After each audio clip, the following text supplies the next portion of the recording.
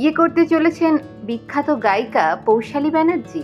এই প্রশ্নটাই দর্শকের মনে দানা বেঁধেছে যখন থেকে এই ভিডিওটা সোশ্যাল মিডিয়াতে ভাইরাল হয়েছে, যেখানে দেখা যাচ্ছে পৌশালী এবং পরিতোষকে বরণ করে নেওয়া হচ্ছে। চন্দনের ফোঁটা, আরতি সবকিছু দিয়েই বরণ করা হচ্ছে। দেখে যেন মনে হচ্ছে বুড়ো ভাত।